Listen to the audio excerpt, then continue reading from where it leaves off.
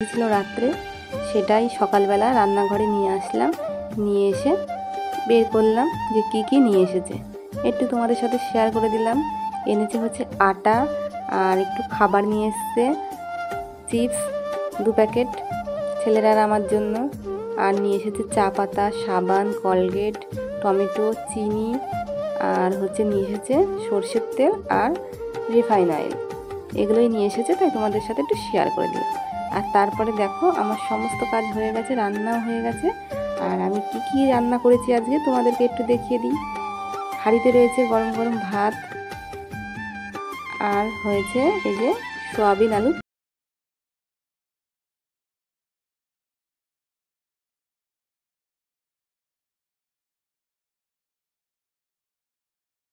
ব্লগটি আমি একটু অন্যরকমভাবে শুরু করছি। দেখো সকালবেলায় এখন চলে এসেছে এই যে পুকুরের ধারে।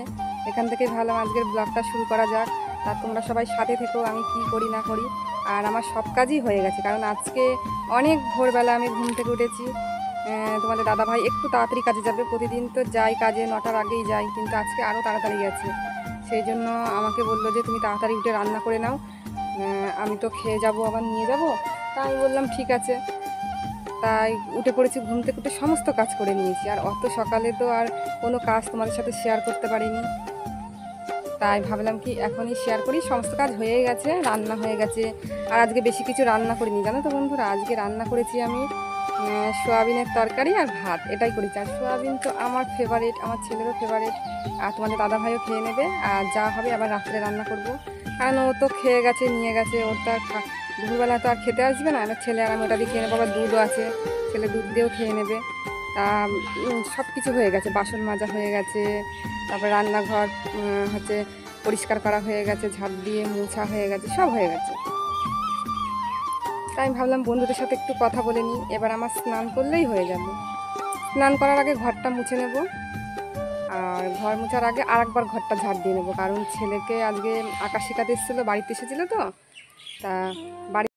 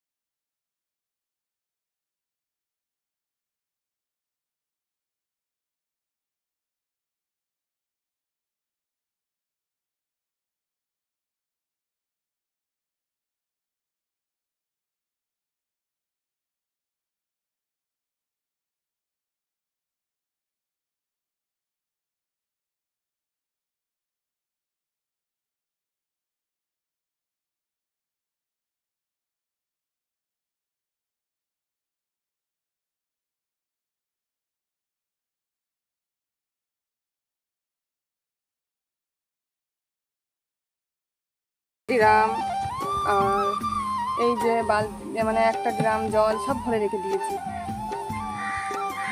আর তো খাওয়ার জল, রান্নার জল সব ভরে নিয়েছি, আর এমনি কিনা জলও খাই, ওটাও খাই, সব আছে, সব কাজই হয়ে গেছে। আর তোমাদের দাদা ভাইয়ের দুটো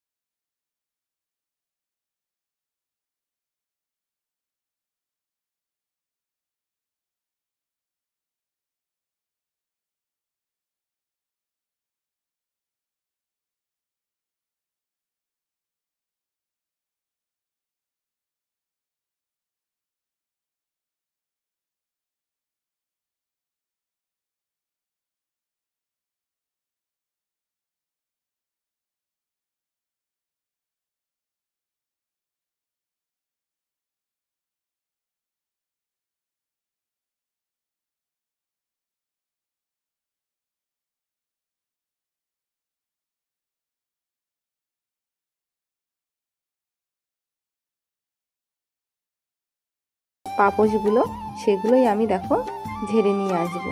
আমার বাড়ির সামনে এই যে পুকুর ধারে যে গাছটা রয়েছে, গাছটাই আমি সবসময় ঝাড়ি। ঝাড়া হয়ে গেছে, এবার যেটা যেখানে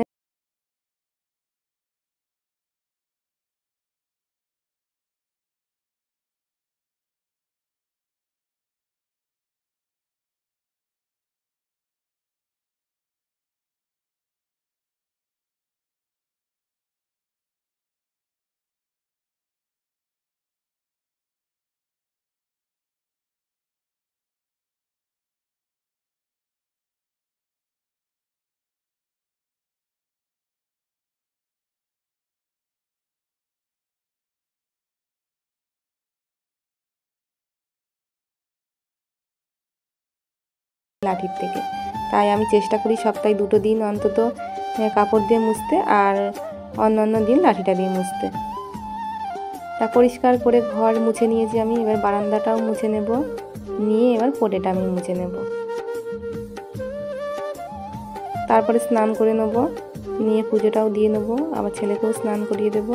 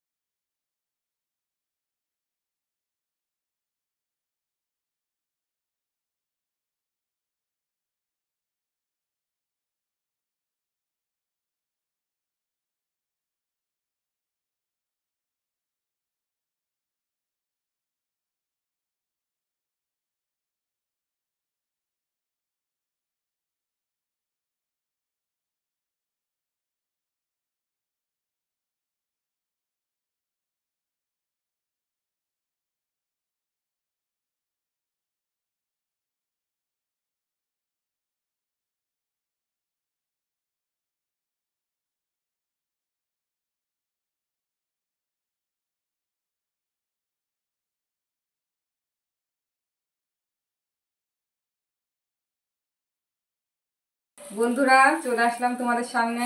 এখন বিকাল 5:30 বাজে। তা এখন আমাদের টিফিন হবে, মানে সন্ধ্যার টিফিন বলাই চলে।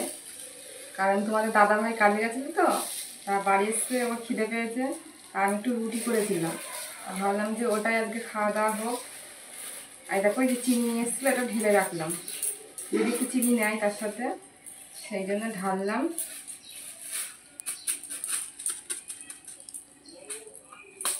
আর আমি ভালো রুটি করতে পারি না, কোনো রকম করেছি, তাই তোমাদের দাদাভাই খেয়ে নেয়, জানো তো, কিচ্ছু বলে না। এই যে দেখো, এই যে রুটি করেছি, একদম পাতলা পাতলা করে, ছোটো ছোটো করে রুটি করেছি। অত বেশি ভালো পারি না, অত গোলও হয়নি। আর যে সাথে আছে এই যে দুধ, আর আছে কলা। এটাই আমাদের টিফিন হবে। তা আমরা খাওয়া দাওয়া করবো, সাথে থাকবো।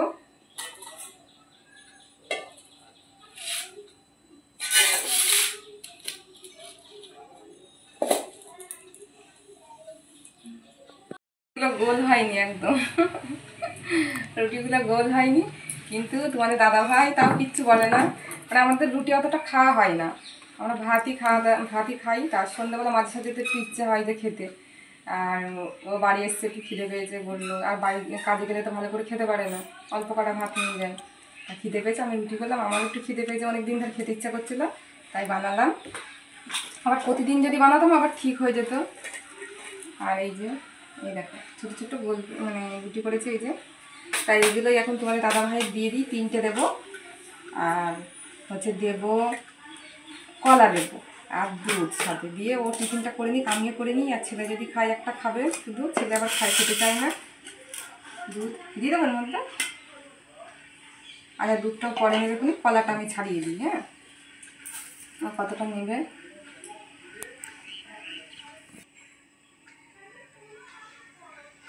তাই যে কলা থাকলো, দুধও থাকলো, ও কীভাবে খাবে সেটা মানে খাক, আর আমিও খেয়ে নেবো। বন্ধুরা, আজকের ব্লগটি কিন্তু এই পর্যন্তই। দেখা হবে আরও একটি নতুন ব্লগের সঙ্গে। তোমরা সবাই সুস্থ থেকো, ভালো থেকো। আর আমার ব্লগটি যদি তোমাদের ভালো লাগে, লাইক, কমেন্ট, শেয়ার ও সাবস্ক্রাইব করে দিয়ে আমাদের পাশে থেকো। Good evening.